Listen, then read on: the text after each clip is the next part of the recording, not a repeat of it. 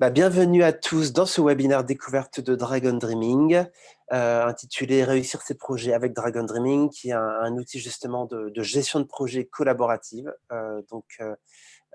Voilà, et comme vous êtes très nombreux en quête de nouveaux outils, je pense que ça va vous intéresser. C'était une très belle découverte pour nous trois, mais on va y revenir. Et du coup, on vise de terminer pour 14 heures. Voilà. Alors après, si vous devez partir avant, il n'y a pas de souci, évidemment. Mais voilà, on vise de terminer à 14 heures. Et ben voilà, c'est parti. Alors, pour se dérouler, nous allons donc nous présenter tout d'abord, parce que nous sommes trois intervenants. On va vous présenter un peu les grandes lignes de la méthode Dragon Dreaming.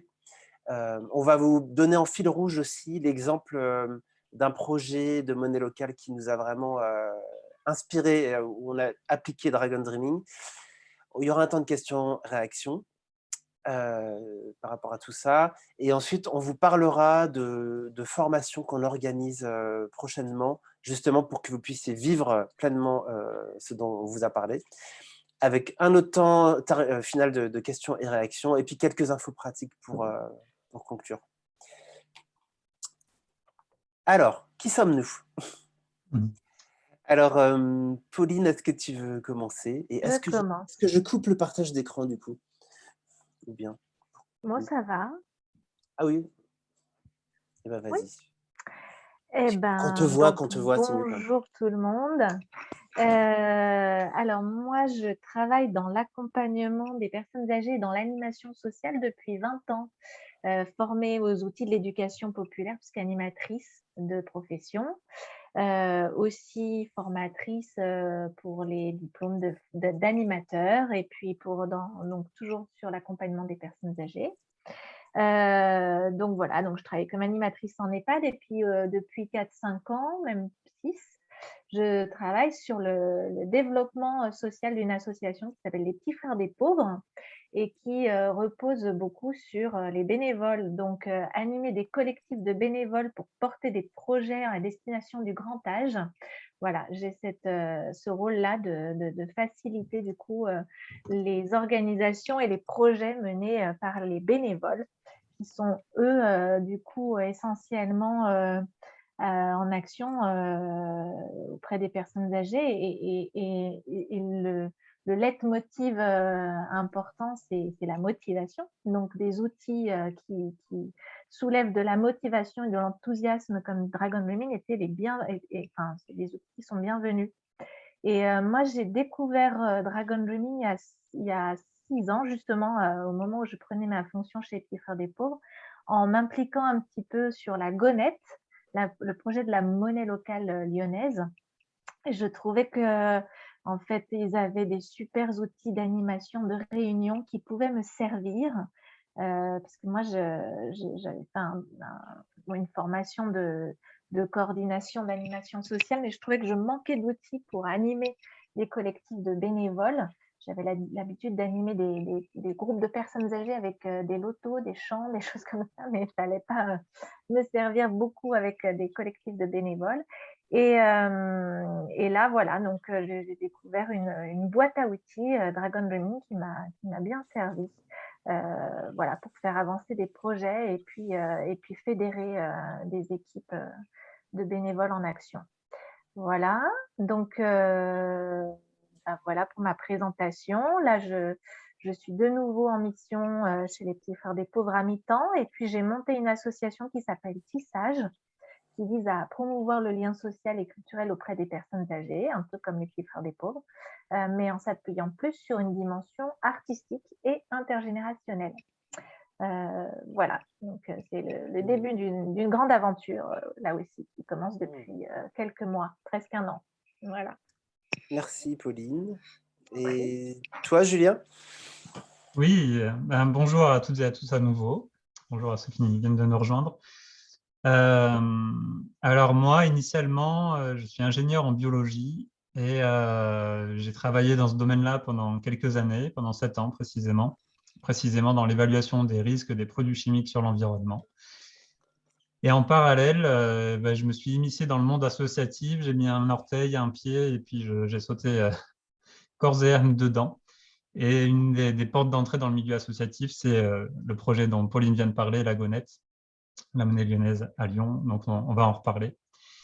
Et j'ai découvert du coup Dragon Dreaming à ce moment-là, quand Nicolas a rejoint le projet et a ramené la graine Dragon Dreaming dans le projet. Et c'est devenu pour moi, au-delà des outils que ça a apporté au projet et à moi-même et dans ma vie, c'était une manière de voir et une posture très différente qui m'a permis de concrètement voir comment je pouvais me mettre au service du vivant et pas juste porter mes projets à bout de bras ou juste avec ma tête, mais d'être de surfer sur les projets. Et un des projets sur lequel j'ai appliqué la méthode, c'est ma transition professionnelle qui s'est fait autour de 2016. Et à ce moment-là, je me suis formé au coaching individuel et collectif pour avoir un socle de compétences dans l'accompagnement. Dragon Dreaming et tous les outils qui tournent autour sont bien présents dans ma boîte à outils, évidemment. Et ça m'a permis de me lancer aussi à ce moment-là en tant qu'entrepreneur. Donc, ça va faire près de 6 ans que je suis entrepreneur dans une coopérative d'entrepreneurs près de Lyon. Et donc, j'habite moi-même au nord de Lyon, à Saint-Germain-en-Mont-d'Or. Et voilà, mon activité aujourd'hui s'appelle EcoDream. Et donc, il y a une activité d'accompagnement individuel et collectif vers un monde où tout le monde gagne. C'est ça l'idée. Et c'est très empreint de la philosophie de Dragon Dreaming. Très bien. Voilà, en bref. Merci beaucoup, Julien. Et puis pour ma part, moi, comme Julien, je suis scientifique. Moi, je suis plutôt chimiste, mais j'ai bossé dans l'industrie pharma pendant quelques années et j'aime beaucoup comprendre les choses, franchement. Et en fait, le gros tournant, ça a été quand j'ai quitté la pharma pour m'installer dans un tiers-lieu, créer un tiers-lieu près de Genève, mais dans l'Ain, dans le pays de Gex. Et là-bas, je me suis retrouvé parachuté dans une équipe que j'ai pas vraiment choisie et en fait, ce qui a déclenché chez moi cette quête d'outils, c'est que les réunions étaient vraiment très frustrantes. Il n'y avait pas de cadre, pas d'ordre du jour, c'était vraiment le chaos et je sortais de réunions désespéré. Voilà, je me disais, mais comment on va pouvoir développer un tiers-lieu dans des conditions pareilles voilà, c'était horrible. Et du coup, c'est ça qui m'a donné envie d'être en quête vraiment de nouvelles manières, d'outils, peut-être comme certains d'entre vous actuellement.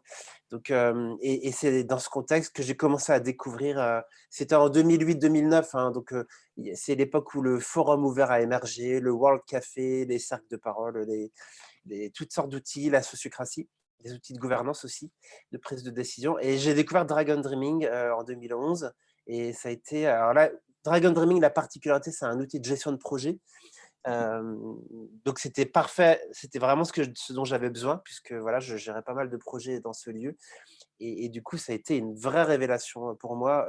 Et du coup, je pensais que j'allais découvrir d'autres outils après 2011 qui allaient remplacer Dragon Dreaming, mais ce n'est pas le cas. Je vois 10 ans plus tard, je suis toujours autant passionné par Dragon Dreaming. C'est vraiment le socle de... Donc, je suis devenu facilitateur maintenant parce que à force de transmettre tous ces outils, c'est devenu mon métier. Et du coup, je donne des formations et des accompagnements et j'utilise beaucoup Dragon Dreaming. Pas que, mais Dragon Dreaming, c'est vraiment mon socle. C'est parce que ce n'est pas qu'une méthode, vous allez voir, c'est aussi une philosophie, un peu à l'instar de la permaculture qui ressemble beaucoup. C'est vraiment un espèce de mode de vie, des principes de vie et à la fois aussi une méthode. Voilà. Je m'arrêterai là. Et puis, je vous propose qu'on aille directement dans le vif du sujet. Je réouvre. Alors, maintenant que vous savez à qui vous avez affaire, alors voilà, Julien, je te laisse la main. Ouais, pour rentrer un petit peu dans le vif du sujet ensemble, faisons le tour de 3 questions. La première, c'est qu'est-ce qu'un projet? Qu'est-ce que ça vous évoque en termes de sensations déjà, plutôt agréable, désagréable, et déjà objectivement, comment vous définissez ce qu'est un projet? Donc là, vous pouvez partager juste en 1 minute ou 2, on ne va pas entendre tout le monde, mais partager en ouvrant les micros, voilà, librement ou dans le chat. Dans le chat. Voilà. Qu'est-ce qu'un projet? Qu'est-ce que ça vous évoque? Franck Lepage. Lepage. C'est souvent cette réponse. L'avenir.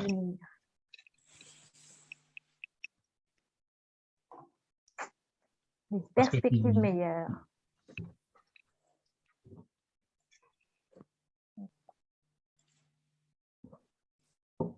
Si vous parlez, pensez à ouvrir votre micro. Un ensemble de sources et de forces vives mobilisées pour un cap commun. Ouais. Avancer. Collaboration positive. Objectif challengeant à atteindre. C'est agréable et très énergivore. Un challenge passionnant. Donc, ça peut être un challenge en soi, indépendamment de l'objet du projet. Ouais. Concrétisation d'une vision et c'est plutôt stimulant. Ok. On va passer à la question suivante. La Il y a question suivante, c'est... Philippe qui a dit un avenir différent et stimulant, mais Ouais. Une vision, une inspiration et une réflexion stratégique pour les réaliser de manière méthodique et créative avec une équipe enthousiaste. Il y a beaucoup de notions là. Ouais. Et, Super. Donc, ouais, Nico, si tu peux afficher la question suivante. La question suivante, c'est qu'est-ce qui, selon vous, peut faire couler un projet ou peut bloquer l'énergie d'un projet, justement, ou faire que tout s'effondre, tout s'arrête d'un coup alors qu'il y a plein de belles ressources et de belles énergies. Donc, dans vos expériences concrètes, voilà, si vous vous remémorez, qu'est-ce qui a contribué à stopper un projet? vous pouvez prendre la parole oralement aussi. Hein. Ouais, n'hésitez pas. un beau Des naufrage mauvaises de bateau. des mauvaises méthodes. Manque de cohésion. Le PFH. Alors, est-ce que quelqu'un veut dire ce que c'est que le PFH? Moi, je sais, mais... Enfin, on sait, nous, mais... C'est un gros mot. Un gros mot. C'est le putain de facteur humain. Et à la Gonette, on a créé un pôle qui s'occupe du précieux facteur humain. Pour Le pas qu'il manque devienne un gros d'argent, mot. voilà. Le manque d'argent, le manque d'organisation, d'engagement, la méconnaissance des outils collaboratifs, le manque de clarté sur les intentions de départ, c'est sûr, et de coopération. Le manque, l'insuffisance de cadre et de gouvernance. Et la gouvernance, on en touchera un tout petit peu, mais c'est pas notre... Le manque de motivation, d'intention partagée. La motivation, ça joue beaucoup. Hein. Le manque de légèreté, de joie. On va passer à la question suivante, parce que sinon on va tous déprimer. C'est la même question dans l'autre sens. Qu'est-ce qui contribue à la réussite d'un projet? Alors évidemment, il y a tout l'inverse de ce qui vient d'être dit, mais peut-être ça peut faire émerger d'autres ingrédients, voilà, en plein, en positif. Qu'est-ce que vous avez envie de partager? Oser. Ouais. Méthode facilitatrice, une vision commune, une vision surtout, l'énergie positive, la coopération, faire confiance, l'écoute, la coopération, faire confiance, ça revient. Les rôles qui tournent de façon fluide, l'humilité à l'intérieur de d'un ensemble. Convivialité, personne pro formée à la facilitation. Ouais, des fois, l'aide extérieure, ça aide. Okay. Motivation, énergie, confiance. Répond à un réel besoin. Ouais, c'est vrai que important d'identifier le besoin. Que ce soit le sien ou que ce soit l'autre, le besoin commun. Ok. Je propose qu'on s'arrête là. Il y a encore plein de choses à dire. Et il y a déjà un équilibre entre ambition et petits pas. Il y a beaucoup de matières en fait qui vont éclairer les propos qu'on va avoir en présentant Dragon Dreaming. Et en fait, pourquoi on vous pose ces questions? C'est parce qu'en fait, ces questions-là, elles sont à l'origine de l'émergence de Dragon Dreaming. Je développerai juste un petit peu après l'exemple concret. John Crofts, qui a initié Dragon Dreaming en Australie, comme on va le voir, et s'est posé ces questions-là en fait. Concrètement, qu'est-ce qui fait qu'il y a des projets qui marchent, d'autres qui ne marchent pas? Qu'est-ce qui contribue à être dans le flow? Et voilà, et du coup, de faire avant tout, au-delà de tout ce qu'on va dire, au bon sens et à la sagesse personnelle et collective qu'on peut avoir, et rien que de se poser ces questions-là ensemble, ça peut être un levier, en fait, avant d'aborder un projet. On a tous des expériences différentes et variées, on a tous des expériences de projet, quels qu'ils soient. Donc, rien que ça, c'est un outil avec lequel vous pouvez repartir. Et du coup, je te redonne la main, Nico. Ouais. Merci en tout cas pour vos réponses. Alors, Pauline, est-ce que tu veux nous dire ce qu'est Dragon Dreaming? Allez, je vais reprendre donc la diapo. Excuse-moi, du coup, moi, je suis pas là. Donc, alors, excusez-moi, voilà. Dragon Dreaming, donc pour moi, c'est une boîte à outils vraiment, mais c'est aussi une philosophie. Donc Julien parlait de non, c'est toi Nicolas qui parlais de la permaculture. C'est vrai que ce que j'aime bien dans Dragon Dreaming, on le verra après, c'est que c'est relié au vivant, c'est relié à la terre. C'est une méthode qui s'appuie beaucoup sur l'intuition. Et la définition qui est donnée là, c'est donc une approche systémique qui permet de conceptualiser, de réaliser des projets avec l'ensemble des parties prenantes de manière collaborative et durable. Donc, c'est oui, une boîte à outils qui va permettre d'aller chercher l'adhésion, la coopération de l'ensemble des parties. Et, bon, on verra plus tard, elle est découpée en 4 étapes. Mais voilà, enfin, ce qui est vraiment important à retenir, c'est que c'est pas seulement qu'une boîte à outils, c'est aussi une approche systémique, ouais, philosophique, systémique, reliée au vivant. Et c'est ça qui donne un côté vibrant à cette méthode, à cet outil qui permet l'adhésion, la coopération. Voilà. Et si je peux compléter, Pauline, c'est par rapport à l'approche systémique, ce que je n'avais pas compris tout de suite, moi, quand j'avais entendu John Croft dire ça. Mais en fait, c'est que dans beaucoup d'entreprises, la gestion de projet, c'est géré un peu par le top management ou par les managers qui va faire le plan, etc. et ensuite donner à chacun ce qu'il a à faire. Alors que dans Dragon Dreaming, vraiment, on fonctionne en termes de système, c'est-à-dire qu'on va vraiment écouter chaque élément du système, chaque personne, chaque individu, y compris les partenaires et autres. Et du coup, on va vraiment travailler ensemble, mais vraiment au sens systémique. Donc, c'est pas du tout la même chose. Voilà, bah merci beaucoup, Pauline. Et Julien, est-ce que tu voulais nous… Oui, je vais initier l'histoire. On va vous raconter un petit peu l'historique de la Gonette et comment Dragon Dreaming s'est manifesté dans ce cadre de ce projet. Donc la Gonette, avant de s'appeler la Gonette, c'était le projet de monnaie lyonnaise, donc de créer une monnaie locale complémentaire à Lyon. La graine a été semée et a germé en 2011. Moi, j'ai rejoint le projet en 2012. Et il y a eu toute une phase de sensibilisation. Voilà, on a regroupé pas mal de gens motivés. Et puis, il y a eu l'envie voilà, de concrétiser, de planifier, de lancer cette monnaie. Une année, voilà, on a essayé, ça n'a pas marché. Une deuxième année, on a essayé, ça n'a pas marché. L'énergie est retombée. La troisième année, on n'était plus que 4, 3, 2 dans le comité de pilotage à tenir le projet un peu à bout de bras, un peu fatigué, de se dire, bon, lancer une monnaie locale pour la métropole de Lyon à 2, ça ne va pas le faire, quoi. Donc, une espèce de lâcher prise. Et là, des personnes clés sont arrivées dans le projet. Et Nicolas fait partie de ces personnes clés et est arrivé avec déjà la connaissance et l'intérêt pour les monnaies locales, mais aussi, comme je le disais, avec Dragon Dreaming, puisqu'il avait fait venir John Croft en 2011 dans l'écolier dont il parlait.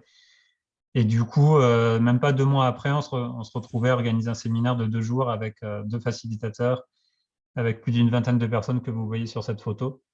Et à la fin de ce week-end-là, en fait, moi, j'ai senti vraiment une vague d'énergie. Chacun a pu se reconnecter et mobiliser son énergie, sa motivation, ses rêves à 200% dans le projet.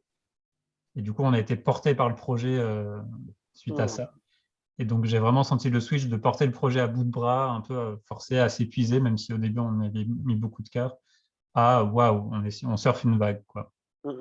Une vague humaine, quoi. Donc, je te laisse poursuivre, Nico. Oui, merci Julien. Bah, effectivement, ça a été une des plus grandes aventures de ma vie, à la Gonette, et notamment grâce à Julien et tous ceux qui étaient là avant moi, qui ont porté cette énergie à bout de bras. Et effectivement, Dragon Dreaming est venu vraiment embraser le projet. C'était très beau. Et voilà, on vous donne quelques images justement du projet Gonette qui va servir un peu de fil rouge. Et ça fait plaisir de savoir qu'il y a une personne qui vient de lancer une monnaie locale dans le Nord-Isère. Donc donc voilà, on vous offre vraiment cette pépite. Alors, donc ça, c'était ce qu'on a décidé. Donc Julien vous a expliqué qu'on a fait une première tentative de Dragon Dreaming qui a vraiment bien fonctionné. Donc du coup, c'est devenu ensuite on a dit, bon, bah, autant intégrer ça dans la culture du projet. Et ce qu'il fait, c'est que chaque année, en fait, on bloquait un week-end. Et donc là, c'était en 2016. Donc le lancement s'est fait en 2015. Donc c'était vraiment la première année où la monnaie circulait. et on se retrouvait tous ensemble. Donc là, on était 26, je crois, et on prenait 2 jours pour vraiment faire les 4 étapes de Dragon Dreaming. Enfin, en réalité, il y en a 5. Voilà. Alors, la première étape, c'est de faire un bilan. Donc, on faisait un bilan donc, des 12 mois précédents. Donc là, vous voyez, on est devant notre rétro-planning qu'on avait fait l'année d'avant. Et puis, donc, on fait un bilan à la fois du projet, mais aussi un bilan, là, par exemple, c'est l'exercice des forces-faiblesses, avec des post-it où chacun explique quelles sont les forces et faiblesses du projet. Ça permet vraiment d'identifier là où on est fort et là où on est fragile. Très important. Mais il y a plein d'autres exercices qu'on peut faire, comme le baromètre qu'on vous a fait en introduction en ligne. On peut le faire en présentiel, et c'est très intéressant de faire le baromètre, où chacun se positionne entre 1 et 10 sur un axe au sol. C'est très, très informatif. On peut aussi faire le cercle des blocages. Il y a plusieurs processus sur raconter notre histoire. Enfin bon, des exercices qui nous permettent de mieux nous connaître, de mieux savoir où est-ce qu'on en est. Une fois qu'on a fait ça, on peut passer à la phase du rêve. Voilà, une fois qu'on a la conscience de où est-ce qu'on est exactement, on peut rêver la suite. Voilà. Et donc, on a un processus qui s'appelle le cercle de rêve, qui est vraiment génial à faire tous les ans. Ça permet où chacun présente son rêve. Enfin, ça permet de récolter les rêves de chacun pour voir émerger un rêve collectif. Je veux juste, Nico, Oui, juste vas-y. peut-être éclairer sur la diapo d'avant. Ouais. Imaginez de faire tourner un bâton de parole pendant 3, 4, 5, 6, 7 tours, où chacun exprime à chaque fois un rêve. Et imaginez le tourbillon que ça peut créer, en fait, l'énergie, le vortex. Ouais. Et vraiment en se lâchant en mode no limites et en même temps en mode concret de qu'est-ce qu'on a envie de vivre là dans l'année, dans le projet. Et voilà, c'est vraiment, il y a plein de subtilités, hein, c'est pas juste faire tourner un bâton de parole et voilà, la formulation de la question, l'état dans lequel on est. Mais voilà, c'est vraiment un des outils puissants de Dragon Dreaming à cet endroit-là. Ouais, absolument. Ça permet vraiment de faire émerger le plein potentiel du projet. Voilà. Et ça permet de réajuster chaque année, parce que chaque année, c'est plus la même équipe, le contexte a évolué, les rêves évoluent, et du coup, ça permet de capter vraiment le rêve de l'instant. Et comme chacun contribue au rêve, ça embarque vraiment tout le monde dans le projet. On est tous au service de notre rêve et du rêve collectif. Alors là, c'est pas la Gonette, du coup, c'est la Doom, c'est la monnaie locale d'Auvergne que j'avais accompagnée. Et du coup, une fois qu'on a le rêve qui a été posé, eh ben, on va convertir ce rêve en un plan d'action, voilà, pour les 12 prochains mois. Et ça donne ce document que vous voyez, qui est un document qu'on peut afficher dans le bureau, qui donne une espèce de point de repère de tout ce qu'on a fait, tout ce qu'on aimerait faire cette année. Et ça facilite le passage à l'action, qui est l'étape 4. Voilà, de passer à l'action. Une fois que les projets sont bien identifiés et posés dans l'échéancier, chacun est libre de s'impliquer dans les projets où il a envie de s'impliquer. Et du coup, en autonomie, chacun sait ce qu'il a à faire et on peut passer à l'action très facilement. Et du coup, c'est notamment super pour les nouveaux qui viennent de rejoindre le projet. Ils peuvent très facilement embarquer dans le projet. Et puis, l'étape 5 ressemble à l'étape 1, c'est l'étape de célébration. Alors, célébration, là, on est en train de faire un jeu sur la photo. Donc, c'est à la fois jouer, parce qu'on néglige la puissance du jeu, mais ça fait monter énormément l'énergie et ça crée du nous. Il y a des processus de célébration pour apprendre à se remercier, à apprendre à célébrer, à honorer vraiment les personnes et les qualités qu'on reconnaît chez les autres et chez soi. Ça permet aussi de prendre conscience des apprentissages, parce que parfois on passe un peu à côté, on vit plein d'expériences, on apprend plein de choses, mais on ne se rend pas compte en fait qu'on a appris des choses. Et du Je coup, peux ajouter aussi, oui, vas-y. ça permet aussi le temps de célébration de ce qu'on a appelé à ce moment-là, dans ce week-end-là précisément, composter nos relations, composter nos émotions, c'est-à-dire tout ce qui est un peu accroché, qui gratte, qui a fermenté pendant l'année peut-être. De le poser pour que ça se transforme et que ça redonne de l'énergie de vie au projet, en fait. Donc voilà, c'est aussi d'aller dans des instants d'authenticité, de restaurer les liens, et, voilà, à différents niveaux. Tout à fait. Et il y a très peu de méthodes de gestion de projet qui ont intégré la célébration. Pourtant, c'est fondamental. Et justement, merci Julien, parce que ça illustre, cette année-là, c'était en 2017. On s'était comme d'habitude retrouvé, ou ça c'était même début 2018. Et cette année, l'année 2017 a été extrêmement difficile pour la Gonette. Il y a eu énormément de tensions, mais vraiment des conflits.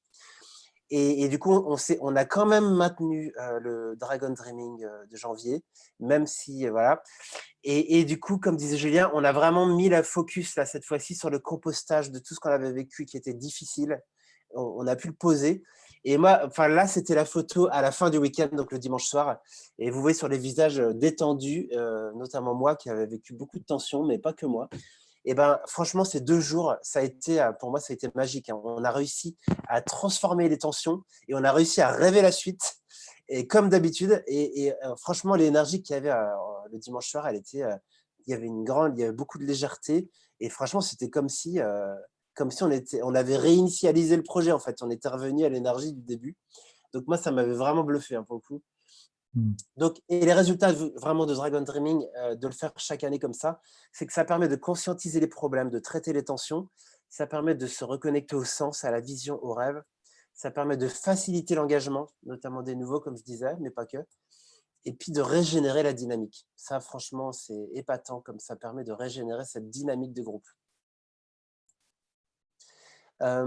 Après, donc là, c'était le rituel qu'on faisait une fois par an, mais aussi, on avait intégré qu'à chaque changement de saison, on se faisait un petit temps tous ensemble, plus petit, alors pas sur 2 jours, là, c'était souvent sur une soirée, parfois sur une journée. Et là, par exemple, c'était le rituel d'été, et on avait expérimenté le cercle de déblocage, qui était un nouveau processus qu'on venait d'intégrer dans Dragon Dreaming et qui permet d'identifier où l'énergie est bloquée dans le projet. C'est un exercice que j'adore aussi, vraiment un exercice systémique qui permet de voir, selon chacun, où l'énergie, selon lui, est bloquée. Et du coup, on apprend beaucoup de choses.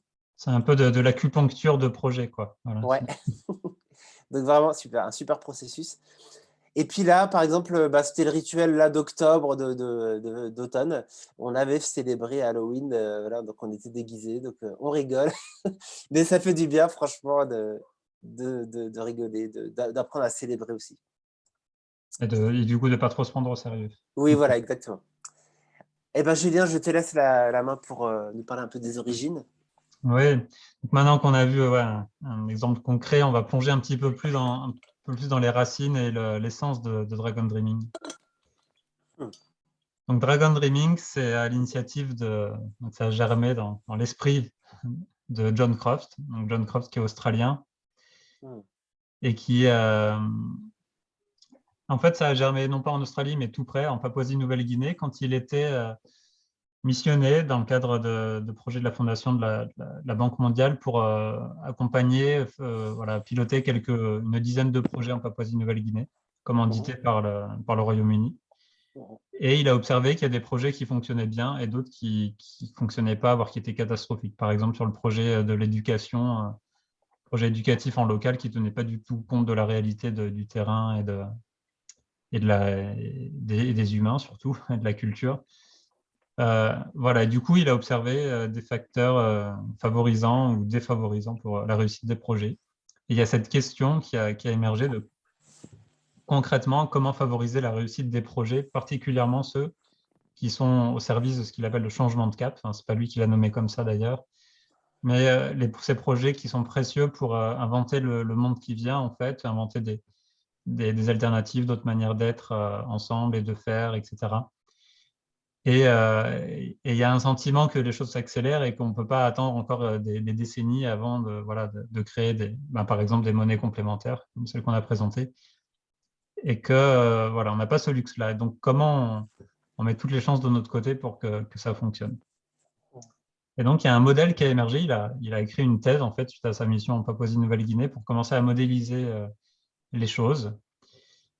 Et il s'est inspiré de différentes sources qu'il connaissait à l'époque ou qu'il a creusées. Une des principales sources, c'est Paulo Freire et la pédagogie des opprimés. Donc, c'est l'idée de donner le pouvoir, enfin la connaissance de soi et la connaissance de la place qu'on a dans le système, dans la société, et de s'éduquer, d'apprendre pour reprendre son propre pouvoir, en fait, et donc l'empowerment, l'empuissancement, notamment des personnes qui sont dominées par d'autres, et pour rééquilibrer les choses. Un autre courant très, très marquant, et c'est de là que vient la notion de changement de cap, c'est Joanna Macy, l'écologie profonde, ou on dit aussi l'éco-psychologie, le travail qui relie, c'est le processus proposé par Joanna Macy. qui parle du Great Turning, donc le changement de cap. Donc là, c'est conscientiser qu'est-ce qui se passe profondément en moi quand je me relie à ce qui se passe dans le monde, qu'est-ce que ça me fait et comment je transforme ce que ça me fait, les émotions, pour les mettre en action. Et voilà, comprendre, avoir plein de chiffres, c'est une chose, mais transformer ce qui se passe en nous, c'en est une autre. Une autre source d'inspiration très importante, c'est Gregory Bateson, qui est un des pionniers de la théorie des systèmes vivants, de la cybernétique. Donc l'aspect systémique de Dragon Dreaming vient de là. C'est concrètement comment, en fait, observer comment fonctionne le vivant. Et le vivant passe toujours par 4 étapes, en fait. Il y a un stimulus, un seuil, une action, quelque chose qui se passe et une réponse. Est-ce que c'est satisfaisant ou pas et est-ce qu'on repart dans un tour? Donc, c'est une vision cyclique et non pas linéaire des processus, cause-effet, cause-effet. Donc, rien que ça paraît simple comme ça, mais c'est un grand déclic. Voilà, une autre chose aussi, c'est la théorie Gaïa de James Lovelock qui se développait à ce moment-là, donc de voir la Terre, Gaïa, le mot grec pour la Terre, comme un organisme vivant, et du coup de considérer comment nous, en tant qu'humains, on fait partie de cet organisme vivant. Donc les 4 étapes, c'est le stimulus, on va le revoir sur la matrice. Stimulus, donc il y a une stimulation, un besoin, passer à un seuil qui va enclencher une action, et cette action, elle a des conséquences qui vont être prises en compte, une réponse, le feedback, et qui va enclencher un nouveau stimulus. C'est satisfaisant, on continue, c'est pas satisfaisant, on réajuste, on arrête, ou on fait autrement. Voilà, pour aller un peu plus loin sur comment s'est forgé le modèle. Quand John est rentré en Australie avec sa femme Vivienne Elanta, il a fondé l'antenne australienne de la Fondation Gaïa, qui a pour objectif de soutenir des projets qui sont au service de la Terre au sens large. Et donc, dans les 10 ou 20 années qui ont suivi, ils ont soutenu l'émergence et la réalisation d'une centaine de projets. Et ça a été l'occasion pour John de confronter la théorie, donc le modèle qu'il avait commencé à faire émerger, à la pratique, et du coup d'enrichir continuellement en fait ce processus qui s'est appelé peu à peu Dragon Dreaming. Et au début même, il s'est appelé Wogal Dreaming. Et le Wogal, c'est parce que ça fait écho à un peuple aborigène, vous voyez, dans le sud-ouest de l'Australie, le peuple Noongar, que John et Vivienne ont côtoyé pendant un certain temps, et en échangeant ce qui est en train d'émerger de concepts, certains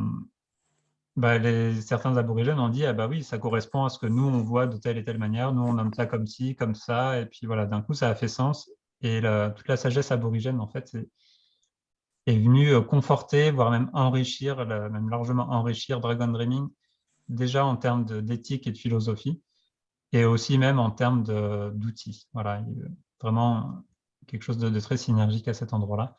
Et le mot Wogal Dreaming, qui était l'origine du mot au tout départ, Wogal, ça veut dire le serpent arc-en-ciel pour ce peuple-là, et qui symbolise tout simplement l'origine de la vie, en fait. Et voilà, le courant de vie, en fait. Et mon dragon, c'est un mot un peu plus occidental, mais qui veut dire au fond la même chose. Donc voilà un petit peu les premières sources d'inspiration de Dragon Dreaming qui continuent à infuser. Il y en a eu d'autres ensuite, chemin faisant, et ça continue encore aujourd'hui avec les nouvelles choses qui arrivent.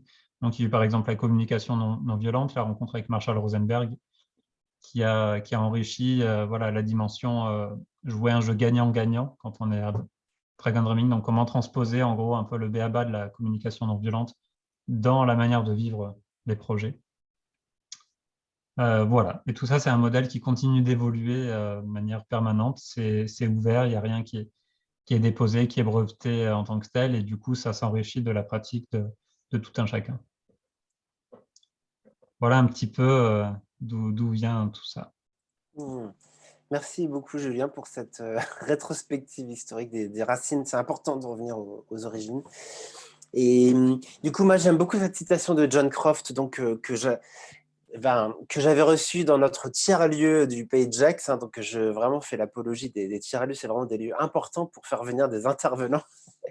Et du coup, John disait, si nous souhaitons réaliser le changement de cap en moins de 20 ans, donc c'était il y a 10 ans déjà, nous devons libérer toute la créativité et l'intelligence collective de nos organisations. Bienvenue dans Dragon Dreaming. Voilà, et ça m'avait beaucoup parlé parce qu'effectivement, on a un défi, et c'est encore plus vrai aujourd'hui, on a un défi de changement de société assez vraiment fort, et il faut qu'on soit vraiment avec des très bons outils et qu'on soit aussi dans une bonne posture pour vraiment réussir. Donc voilà, c'est pour ça que ça m'a parlé et que je me suis impliqué.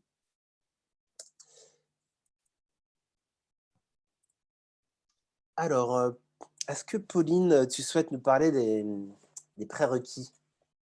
Plaisir. Je vais Et puis compléter. Julien complétera parce que Ouais. c'est lui qui a construit cette petite diapo. Mais il y a 3 prérequis pour appliquer Dragon Dreaming. Mmh. Le premier, c'est qu'il faut qu'il soit au service de l'individu, du jeu. Il faut que le Dragon Dreaming, enfin que le projet puisse permettre à chacun de grandir dans le projet. Mmh. La deuxième chose, c'est qu'il doit être au service de la communauté. Il doit permettre de créer des communautés résilientes, de créer du nous. Mmh. C'est là que le, le rêve personnel se meurt pour devenir plus grand et devenir rêve collectif. Mmh. Et la troisième chose, c'est que Dragon Dreaming doit être au service, enfin que les projets doivent être au service de la Terre. Mmh. Voilà, on est vraiment inscrit dans un système global où individus, communautés et terres vivantes sont intimement reliés, liés, voilà, au service voilà, du projet, de la vie, de ce qui donne envie. Voilà, Mmh. Super, merci. Merci les Pauline. 3 piliers de Dragon Dreaming. Ouais. Et tu peux compléter, Julien, si tu Ouais, pour veux. compléter, ce qui est important dans ce schéma, cette notion des 3 piliers, c'est l'interdépendance. En fait, là, ils sont séparés sur le dessin pour qu'on puisse comprendre. Mais en vrai, c'est de comprendre et surtout de conscientiser en soi comment tout est dans tout. C'est-à-dire que si je ne prends pas soin de mon évolution personnelle, ben, le groupe va en pâtir. Mais aussi, je peux me voir en tant qu'être humain faire partie intégrante de l'écosystème Terre. Et du coup, si je prends soin de moi, je prends soin de la Terre et inversement. Donc, c'est pas juste pour mon plaisir ou parce qu'il faut que, mais c'est voilà, c'est là où le peuple aborigène en fait apporte aussi cette notion-là parce que pour eux c'est juste le b.a.-ba quoi. C'est évident que s'ils prennent pas soin de leur terre, ils vont pas pouvoir continuer à vivre. Et Mmh. la création de communautés résilientes, bah, c'est entre les deux. Enfin, voilà, on a besoin de se soutenir mutuellement. John Kropf a une formule, il dit on devrait créer des communautés comme si notre vie en dépendait, parce qu'en fait, c'est vraiment le cas. Voilà. Et au-delà de ça, il n'y a aucun projet qui peut se faire tout seul, en fait. Même si c'est mon petit projet personnel, je sais pas si je veux écrire un livre, bah, j'ai besoin de papier que me donne la Terre, j'ai besoin d'un éditeur, j'ai besoin de plein de choses. Même si c'est mon idée, mon projet, bah, il faut bien que je réalise que c'est en faisant équipe que ça va se faire. Mmh. Voilà. Et ces 3 piliers, voilà, sont comme un trépied, en fait, et ils sont tous les 3 aussi importants les uns que les autres. Ouais, et puis je compléterais que effectivement, si on veut opérer un changement de cap au niveau planétaire, un changement de modèle sociétal, on a besoin de créer vraiment des nous puissants qui sont capables d'avoir des projets de grande envergure aussi, voilà. Enfin, à toutes les échelles bien sûr, mais aussi des grands projets. Donc le nous est important, ouais. Je confirme. Yes, merci. Alors, la matrice Dragon Dreaming, donc Julien vous a parlé du modèle tout à l'heure, alors on va découvrir ce modèle. Voilà, on va le découvrir pas à pas. Donc, il y a 4 étapes. Mais avant de vous parler des 4 étapes, en fait, il y a 2 doubles mouvements. Quand on réalise un projet ou quand on regarde quelque chose qui se réalise, il y a un premier mouvement qui part de l'individu, de l'interne. Ça peut être de l'équipe aussi, hein, si on est à l'échelle d'une organisation, qui va aller vers l'extérieur, vers l'environnement, c'est-à-dire dans la vraie vie, quoi, dans le monde. Et c'est en s'exposant, ne serait-ce qu'en exposant des idées, qu'on va avoir du feedback et qu'on va voir comment ça répond, comment ça match. Peut-être que quelqu'un va écrabouiller notre idée ou nous dire bah non, en fait, c'est pas connecté à la réalité et ça va faire changer mon idée. Donc il peut y avoir plein d'allers-retours rien que dans ce mouvement-là. Et c'est un premier mouvement où j'ose, en fait. J'ose sortir de ma caverne et dire moi, j'ai cette idée qui m'est venue, ou cette peine, cette émotion, il y a quelque chose qui doit changer, je ne sais pas quoi, mais voilà, c'est insupportable pour moi et ça va me donner l'énergie d'eux. Mais si je reste avec ça, il ne va rien se passer. Mmh. L'autre mouvement, c'est celui qui va de la théorie à la pratique. Donc, la théorie, c'est la phase de la réflexion, voilà, de l'idée, de ce qui pourrait être, mais qui est encore déconnecté de la mise en pratique très concrète. Et du coup, au début, je vais m'intéresser, enfin, je vais préméditer les choses et puis me raconter comment ça pourrait se passer. Je vais m'appuyer sur l'expérience des autres, donc qui est de la théorie pour moi. Et peu à peu, je vais mettre en pratique. Et c'est en mettant en pratique que ma théorie ou l'idée que je me faisais va se confirmer ou pas. Donc là aussi, il y a un feedback. Hmm. Et donc, ces deux doubles mouvements définissent 4 étapes. Et donc, une des premières étapes, ça correspond au stimulus dont je parlais tout à l'heure. C'est la phase de rêve. Donc, on est plutôt tourné vers l'intérieur, vers soi et puis vers un petit groupe de gens qui sont allumés, on va dire, par la même idée. Donc, ça peut être, j'ai une petite flamme que je vais partager, ça fait un flambeau, puis ça fait un grand feu, puis voilà, ça donne l'énergie. Mais on est encore dans la réflexion, dans le rêve, dans le non concret. Hmm. Donc, après ce stimulus-là, on va devoir passer à un seuil. Le seuil, c'est la phase de la planification, alors qui est plus ou moins confortable pour certaines personnes ou certains groupes. Pour certains, c'est très compliqué. On verra après comment c'est pour vous. Et du coup, la planification, c'est ce qui va me confronter à la réalité. Donc, il y a cette idée, cette énergie. OK, maintenant, quel est notre cadre et comment on va faire que les choses prennent vie, en fait, et par où ça va passer, par quel chemin. Donc là, voilà. Et on va se dire, OK, est-ce qu'on va plus loin ou pas? Donc, c'est le seuil, c'est le go, no go.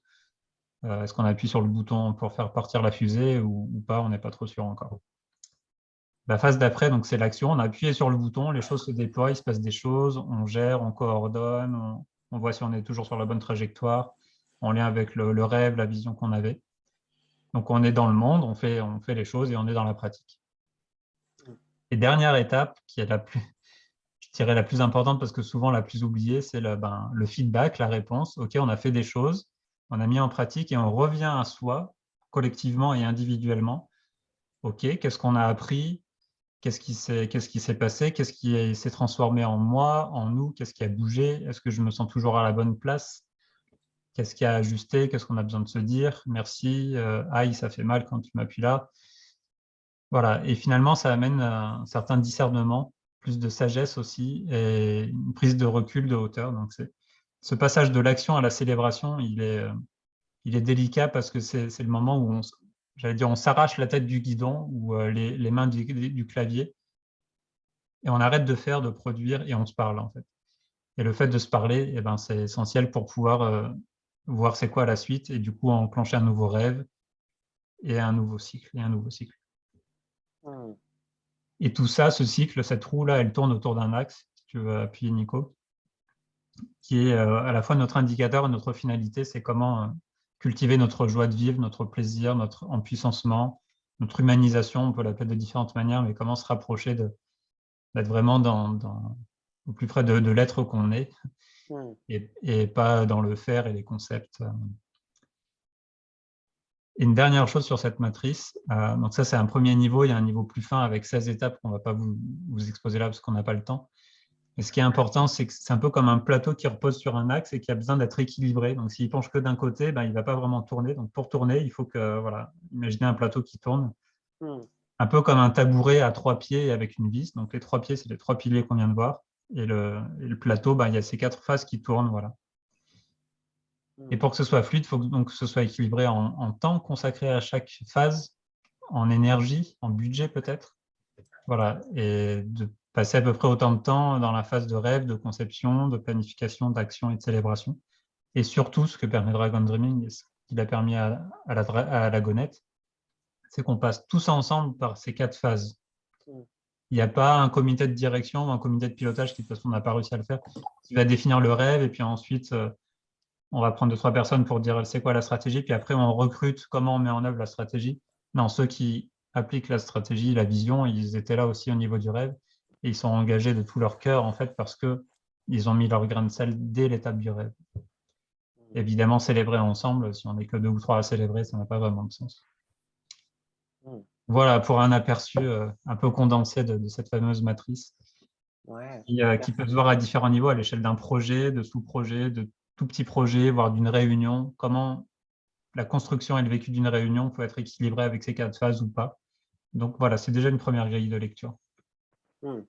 Merci beaucoup, Si je peux me Julien. permettre, du Ouais, coup, vas-y. Julien, c'est vraiment, du coup, là, c'est vraiment l'essence même de Dragon Dreaming, hein. Ces 4 étapes, le rêve, la planification, l'action et la célébration.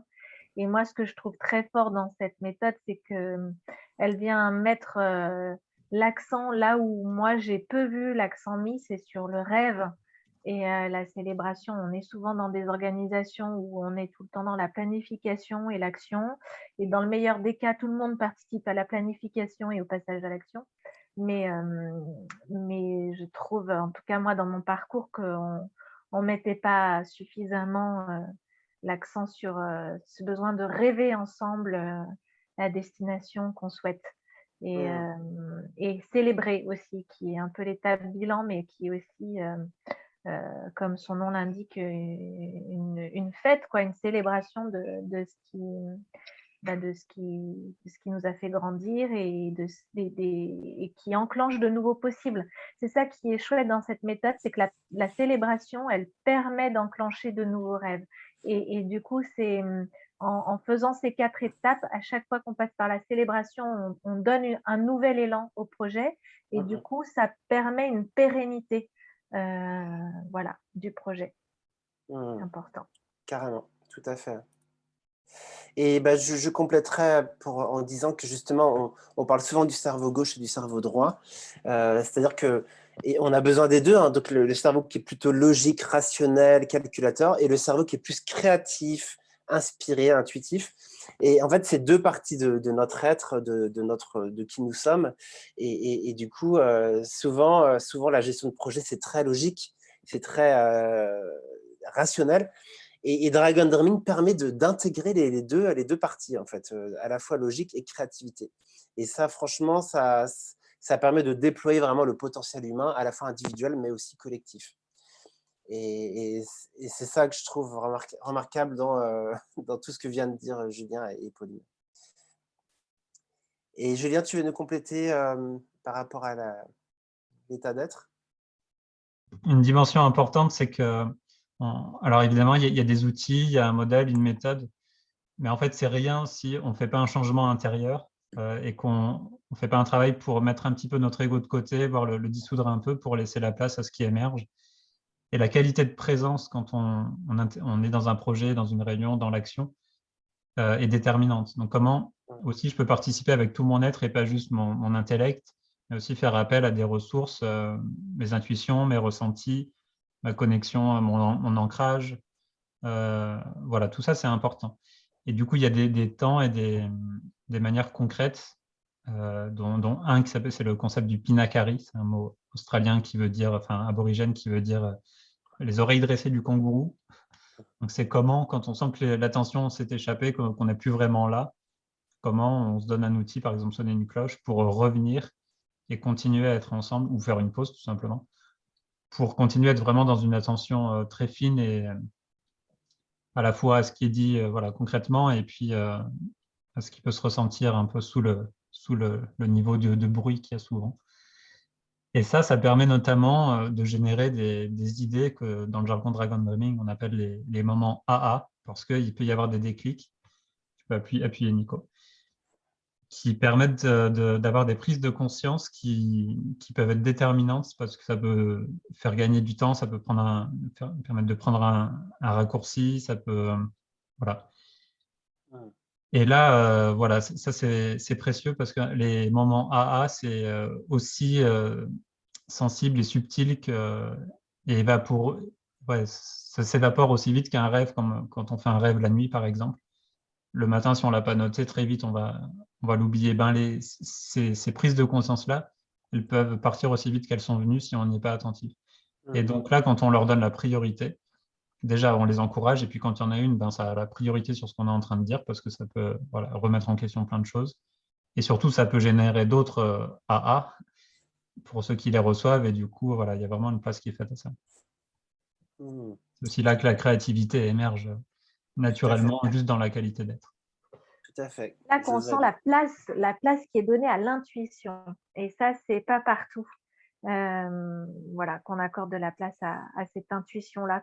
On a toujours le sentiment qu'il faut rationaliser, mettre des mots, expliquer par A plus B, mais des fois, ben, on n'a pas forcément l'explication par A plus B, mais n'empêche que l'intuition, le sentiment, le ressenti, il est important et dans cette méthode, on y donne une place.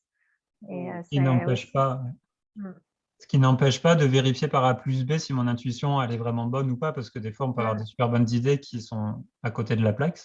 Donc, il faut aussi faire le tri, mais de laisser venir ce qui, a priori, n'est peut-être pas vérifié, Mmh. voire vérifiable. Et je reviens sur le Pinacaré, Julien, pour moi, c'était vraiment un super outil. C'est donc le Pinacaré, cette petite cloche que l'on met au milieu du cercle, parce que souvent on pratique Dragon Dreaming en cercle. Et à chaque moment, enfin, donc il y a cette petite cloche, ou en tout cas un bol tibétain. Quand on sent que l'énergie se disperse, qu'on n'est plus rassemblés, qu'on ne s'écoute plus, ou que, eh ben, à tout moment, n'importe qui peut décider de venir sonner cette petite cloche. Et voilà, et du coup, ça invite à 5 secondes de silence, mais c'est à 5 secondes de silence qui permettent de canaliser l'énergie, de revenir à l'essentiel, de se reconnecter à pourquoi on est là. Et ça marche super bien, cette petite cloche, voilà, qu'on appelle le Pinakari. C'est un des outils de Dragon Dreaming, mais moi, c'est un des outils qui m'avait bien enthousiasmée. Voilà. Et Carrément, pour résumer à quel point c'est essentiel, en fait, vous pourriez oublier tout ce qu'on a dit avant et tout ce qu'on va dire après, et retenir juste comment en fait vivre et faire nos projets avec un peu plus de conscience, de discernement, même indépendamment des outils qui viennent en plus et qui viennent structurer les choses, mais rien que d'arriver à mettre un peu plus de conscience et d'attention dans ce qu'on fait, individuellement et collectivement, ça change les choses, en fait. Carrément. Et du coup, on a eu des questions dans le chat sur justement comment est-ce que Dragon Dreaming peut aider à favoriser une équipe, à structurer une équipe, à améliorer une équipe. Julien, tu veux nous... Ouais, donc c'est génial en fait au démarrage d'un projet, la constitution d'une équipe en fait de se mettre un peu dans ce prisme de Dragon Dreaming parce que ça permet à chacun de se situer et de voir sur quelle polarité il est le plus branché. Et donc on reprend le cadran avec les 4 phases et puis on va vous faire un petit sondage juste après pour voir si on devait faire une équipe tous ensemble, est-ce qu'on serait à peu près équilibré. Et du coup, il y a certains ou certaines d'entre vous qui peuvent être plus attirés par l'énergie du rêve, donc plus vigilantes à rêver ensemble ou à avoir plein d'idées, plein d'intuitions, ou qui se sentent perdus si on n'a pas pris le temps de rêver en fait et de se connecter à l'intention, à la vision. Il y en a certains d'entre vous qui sont peut-être plus en polarité positive avec la planification, c'est-à-dire le besoin de voir clair sur où on va, comment ça va se passer, structurer les choses, vérifier, tester que ça va le faire, voilà, donc faire un pont entre le rêve et la réalité finalement. Il y a des gens qui sont plus tournés vers l'action et qui clairement ont besoin d'avoir quelque chose dans les mains, de faire, de sentir la dynamique, que ça bouge, voilà, qui sont intrinsèquement en conflit avec la polarité opposée qui est le rêveur, qui peut s'asseoir des heures à contempler le ciel et les nuages et puis avoir plein d'idées. Celui qui est dans la réalisation, dans le faire, il a besoin voilà, de sentir. Et donc, c'est ces personnes-là qui vont initier la dynamique, c'est les empêcheurs de tourner en rond, qui vont dire, OK, bon, maintenant, on fait quoi? On passe à l'action. Et la dernière polarité, c'est la célébration, d'être plutôt célébrant, célébrante. Et donc, attentif à prendre des prises de recul, à vérifier qu'on ne se prend pas trop au sérieux, donc à mettre du fun aussi, à prendre soin de l'énergie du groupe, prendre soin des liens, à la fois voilà, connecter les nouvelles personnes qui viennent d'arriver, mais s'il y a des tensions, c'est des personnes qui sont un peu plus sensibles que les autres aux tensions, enfin, aux facteurs humains en fait, et qui vont initier voilà, comment prendre soin de tout ça. Et donc là, ce qu'on a observé dans la réalité, c'est qu'on peut avoir, ce n'est pas forcément le cas, hein, une affinité plus ou moins grande pour une de ces 4, ou voire pour 2, voire pour 3. Et puis, clairement, il peut y avoir pour vous une zone où c'est votre zone d'inconfort, voire de panique. C'est-à-dire, par exemple, moi, je suis très bien avec l'énergie du rêve, célébration et planification aussi, j'aime bien. Je ne ferai pas ça à 100% de mon temps. Par contre, l'action, si je suis juste dans l'action pour l'action, vraiment, je n'aime pas dedans. Gérer les choses, coordonner. Alors, je peux le faire si je suis énergisé par le rêve, je sais pourquoi je le fais. Mais voilà, c'est pas moi qui vais impulser l'action. Moi, j'aime bien qu'on prenne tout le temps. Euh, voilà, donc là, je vais vous lancer un sondage. En attendant, si vous avez des questions de compréhension, n'hésitez pas à les poser à tout moment. Donc voilà, il y a 2 questions. Est-ce que je me sens bien confortable de contribuer en tant que rêveur, planificateur, réalisatrice, célébrante, ou aucun des 4? Est-ce que je me sens inconfortable de contribuer via ces 4 polarités? Donc c'est parti, je vous invite à répondre. Vous pouvez cocher une ou plusieurs cases. Et donc on va voir notre profil dans 1 minute ou 2 apparaître. Donc, est-ce que vous êtes plutôt rêveur, planificateur, réalisateur ou célébrant? Ah, on a clairement les 4 tous, hein, mais après, lequel domine chez vous? C'est aussi ça qui est, je trouve, intéressant.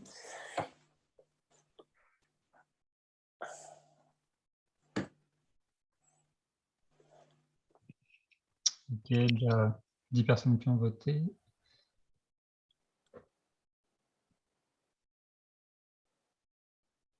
Et puis de l'autre côté, lequel des 4 énergies est la plus inconfortable pour moi? Est-ce que j'ai du mal avec la célébration? Est-ce que j'ai du mal avec le rêve? Ou plusieurs? Encore 7 personnes.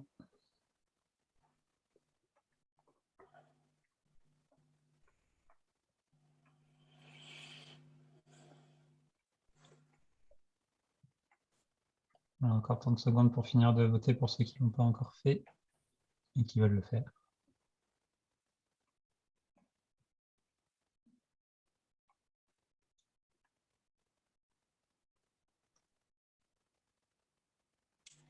Ok.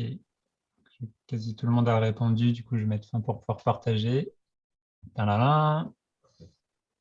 Alors, Donc, dans les gens qui se sentent en affinité avec les différentes polarités, donc on a une bonne proportion de rêveurs et enfin de tout déjà, tout est couvert, déjà on n'a pas de creux, d'angle mort. Mais il y a plus d'affinité sur le rêve et l'action, donc c'est bien parce que ça se complète. Et on n'est pas trop mal en planification et célébration non plus. Un petit bémol sur la célébration, donc peut-être un petit point de vigilance. Ce que je n'ai pas dit aussi, c'est que de poser ça, surtout quand on construit une équipe ou quand voilà, on amène ça dans une équipe, ça permet de légitimer en fait les gens qui ont telle ou telle polarité. Par exemple, moi, ça m'a légitimé à la Gonette quand j'ai découvert ça en tant que rêveur et j'ai ouvert les vannes en fait des rêves et quand c'était le moment, bien sûr, dans les cercles de rêve. Et du coup, ça a contribué au groupe. Et pareil pour ceux qui étaient penchés plutôt sur la célébration, sur l'action, etc. Ça donne à chacun sa place. Donc, dans les zones un peu tendues, peut-être, donc rêve et réalisation, ça va, il n'y a pas trop de dragons, on va dire. Et planification, célébration, voilà, avoir. Il y a des gens qui ne sont pas trop confort avec ça, donc peut-être trouver des stratégies pour y aller en douceur. Voilà, là, on a une vingtaine, enfin, il y a 17 personnes qui ont répondu. Donc, plus on est nombreux, plus on a de chances de couvrir les 4 polarités. Mais imaginons qu'on soit juste 4 ou 5, il peut vite y avoir des déséquilibres. Et du coup, peut-être il y a juste une personne qui est vraiment en affinité avec les célébrations, les autres pas du tout. Et ben, on va confier en fait à cette personne-là presque un rôle en fait, ou la vigilance de nous peut-être de planifier des temps de célébration. Voilà. Merci pour vos réponses en tout cas. Ouais, donc Julien, tu es en train de dire qu'on pourrait créer une équipe là si on voulait, là, tous les. Ouais, si, voilà. Et en tout cas, on serait assez bien équilibré. C'est pas mal. Si on veut créer un pour démarrer dans le rêve, on serait pas mal. Bah, merci pour ce sondage.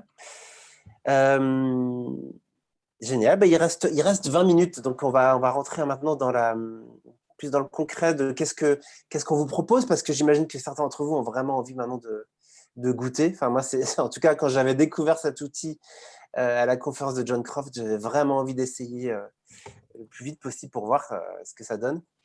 Et je voulais vous partager, avant qu'on vous fasse des propositions concrètes, c'est que, comme je vous le disais en intro, c'est que Dragon Dreaming, c'est clairement pas qu'une méthode de gestion de projet. Moi, je dis que c'est même un cheval de Troie. On passe sous le couvert de gestion de projet. En réalité, c'est beaucoup plus que ça. Et je pense que vous en êtes rendu compte déjà. c'est que c'est vraiment une nouvelle culture, une nouvelle posture, notamment la notion de coopération, de gagnant, gagnant, gagnant est très présente, d'écoute de l'autre, d'écoute de soi, de développement personnel. Vous avez vu, il y a toutes ces choses qui sont vraiment très présentes. Il y a la méthode qui est là, la méthode en 4 étapes qui est vraiment bien pensée, qui est inspirée du vivant et qui permet vraiment d'équilibrer les projets, de les rendre durables, d'aller vraiment vite et loin ensemble. Il y a une boîte à outils dont Pauline vous parlait, que elle, c'est ça qui l'avait intéressée au départ. C'était vraiment, elle était en quête d'outils. Et je sais qu'il y a beaucoup d'entre vous qui sont en quête d'outils aussi. Et ben, dans Dragon Dreaming, il y a plein d'outils. Effectivement, pour chacune des 4 dimensions, il y a des outils dédiés. Et je sais que nous 3, par exemple, on a en France, et depuis 10 ans, on a intégré des nouveaux outils. On a même créé des nouveaux outils qui n'existaient pas quand John Croft nous les a transmis. Donc, en fait, c'est évolutif, ça que je voulais dire. C'est que ça évolue en permanence. Et la dernière dimension qui est aussi très importante, c'est que c'est aussi une communauté. Dragon Dreaming, c'est une communauté de facilitateurs et d'utilisateurs, de praticiens, des gens qui utilisent cette méthode, qui sont en phase avec cette philosophie. Et juste pour la France, on a un réseau d'une centaine de personnes et chaque année, on se retrouve tous enfin, on organise une rencontre. Ben là, par exemple, c'est le week-end prochain, par exemple, ça va se passer dans un écolieu près de Lyon. Et on va être une vingtaine et on se retrouve comme ça. C'est vraiment le plaisir de se retrouver, de partager un peu nos expériences avec Dragon Dreaming, de partager un peu ce qu'on a essayé dans nos équipes, dans nos projets, dans nos entreprises, dans nos collectivités. Et voilà, et c'est très, très riche, en fait, les partages d'expériences qu'on peut vivre ensemble. Et en fait, quand vous faites la formation de 2 jours dont on va vous parler après, et ben cette formation vous donne accès à cette communauté et vous pouvez participer au week-end, vous pouvez participer, il y a une Framalist aussi, vous pouvez poser toutes vos questions. Par exemple, si vous avez, après la formation, vous avez envie d'essayer des choses dans votre propre projet, et ben parfois vous avez des questions sur comment est-ce que je m'y prends, est-ce que vous pensez que c'est une bonne manière de faire, et ben le retour des autres, c'est très, très précieux. Julien, je crois que c'est toi, Julien, qui va nous parler des spécificités. Oui, oui, je peux en parler. C'est une manière de résumer un petit peu la culture gagnant, gagnant, gagnant, en lien avec ces 3 piliers, c'est-à-dire de vérifier que tout le monde s'y retrouve sur tous les plans, enfin, les individus, le collectif, et puis notre environnement proche ou lointain, la Terre, et de vérifier que voilà, tout ce qu'on fait dans la finalité est en synergie avec ces 3 niveaux. Apprivoiser nos dragons, on n'en a pas énormément parlé. Les dragons, j'ai dit, ça symbolise la source de vie, l'origine, mais aussi, en tant que métaphore, ça symbolise nos peurs, nos conditionnements qui peuvent parfois prendre les manettes parce qu'il y a, voilà, il y a une peur, donc par protection, voilà, où quelqu'un va me chatouiller à un endroit, puis ça va réactiver un comportement pas forcément propice pour le projet, donc c'est le PFH dans sa version putain de facteur humain. Et ben, l'idée, c'est de mettre de la lumière sur ça, d'éclairer, de se dire, ah oui, là, ça m'a réveillé un dragon, du coup, je peux nommer ce dragon, dire ce qui le stimule, et surtout d'aller voir derrière à quel endroit il est stimulé et qu'est-ce qu'il cherche à protéger de précieux et quelle est sa force.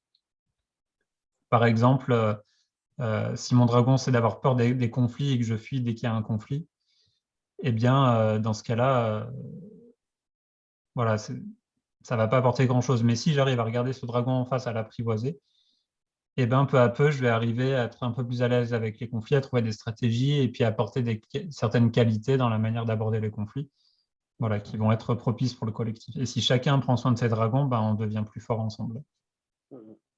Et d'où le nom Dragon Dreaming ou rêve du dragon, c'est qu'effectivement, on est dans le rêve, mais aussi on apprend à surfer sur nos dragons. Voilà.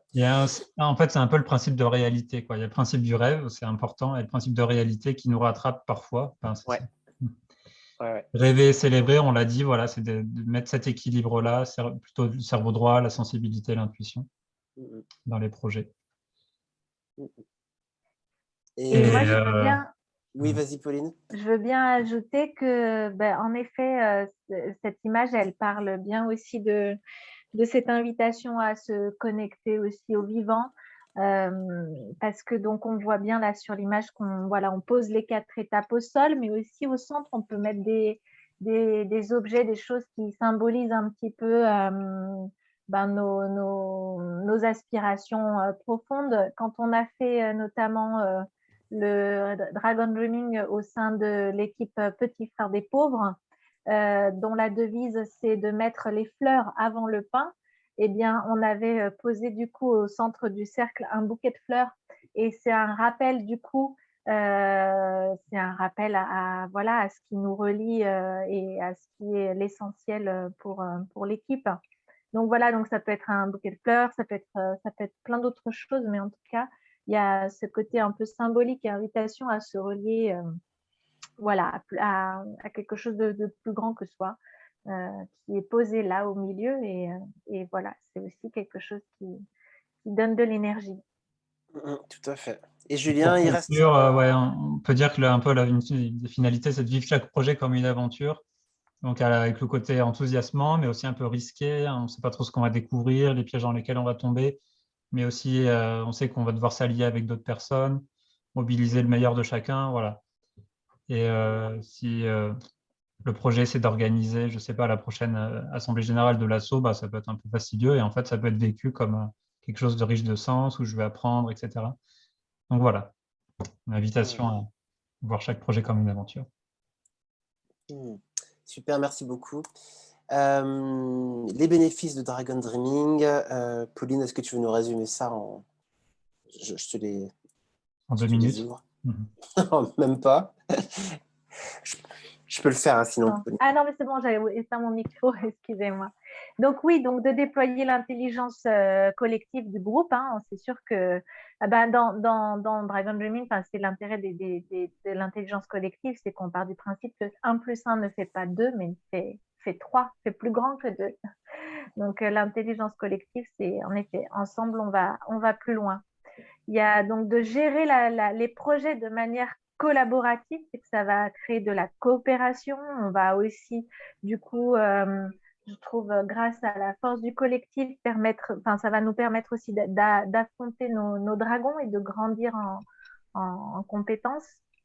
Donc voilà, la collaboration, le fait de pouvoir s'appuyer les uns sur les autres, c'est important pour le projet. Ça va permettre d'apporter du bien-être et du fun dans l'équipe. Moi, ce que je trouve, c'est que vraiment, en effet, c'est un outil qui crée de l'enthousiasme et du coup de l'engagement dans le projet, mais en tout cas donc du bien-être.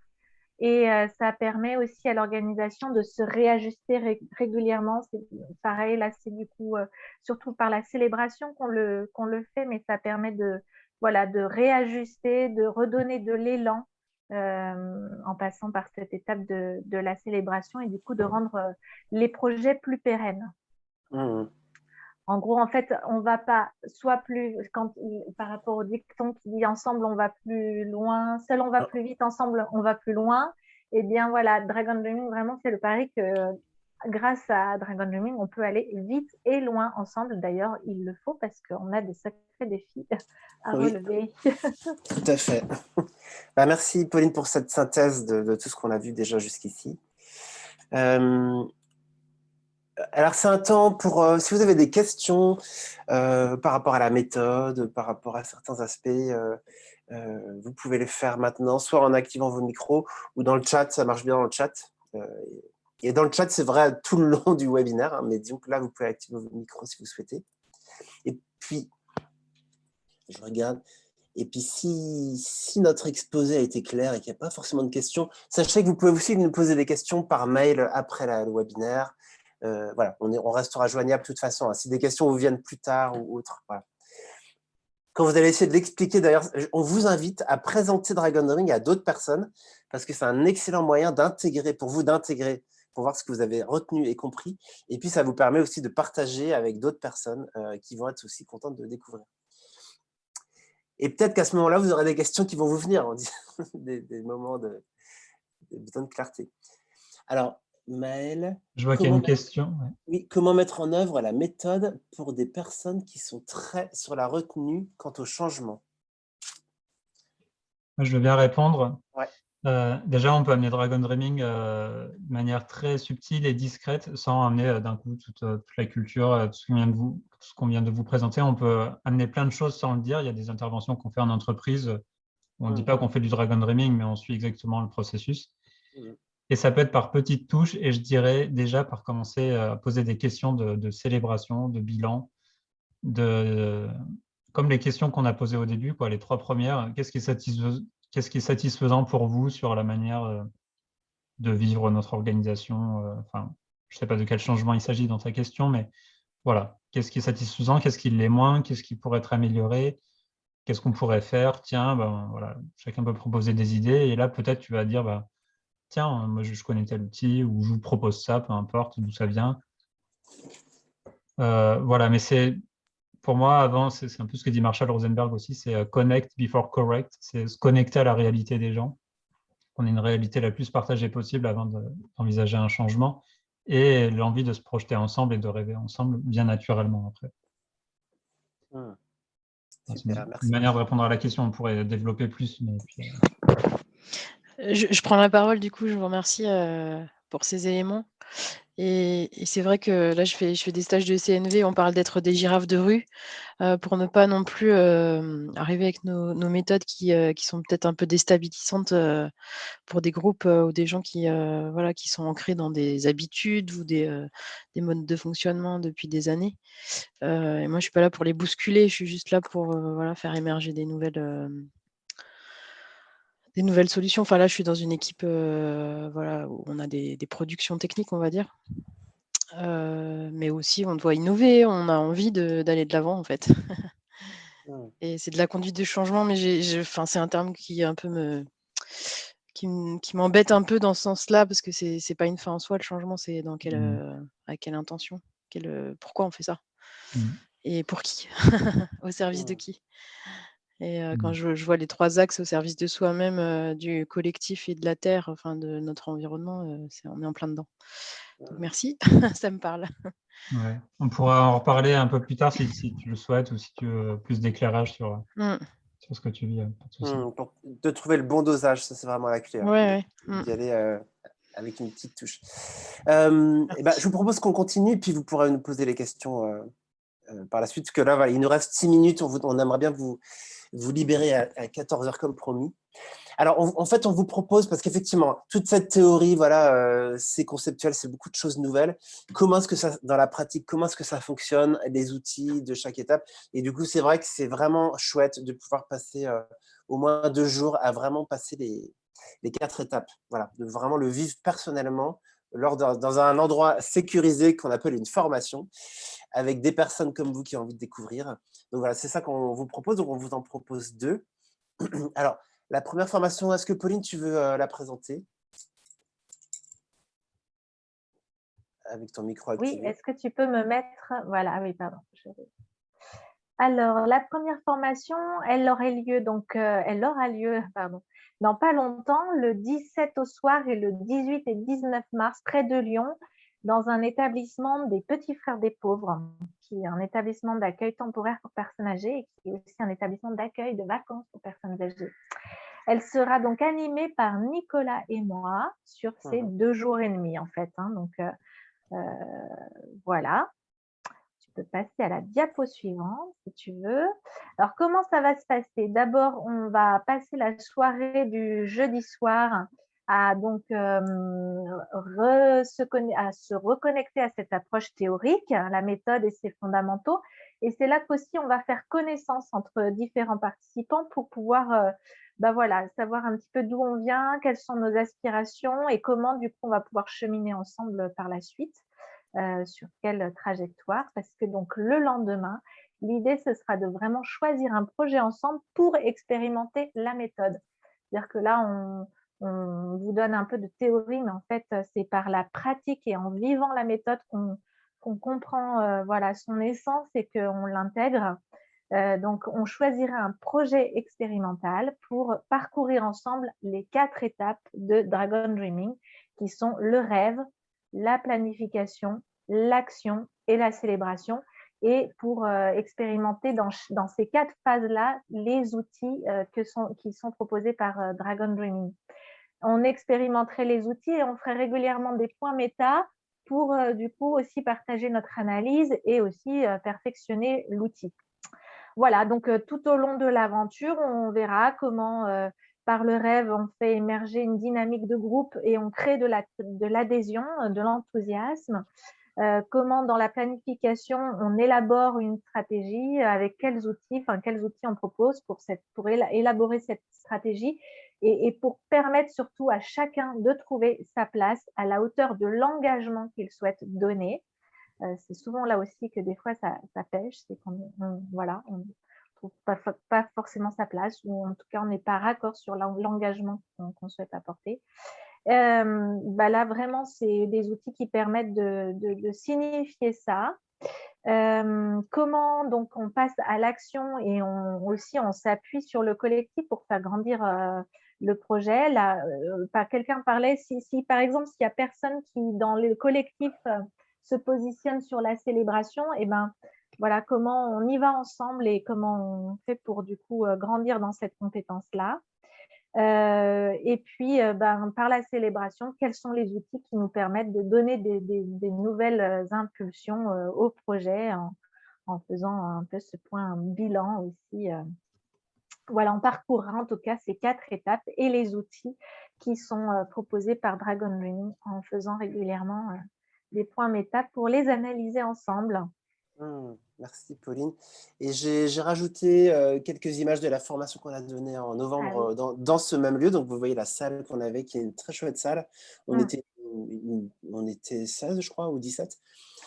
On a rêvé ensemble, là c'était le plan d'action qu'on a fait ensemble, dans un très beau lieu, et donc avec un joli parc. Vous savez, quand il fait beau, on peut aller faire certains exercices dehors, donc ça c'est comme précieux.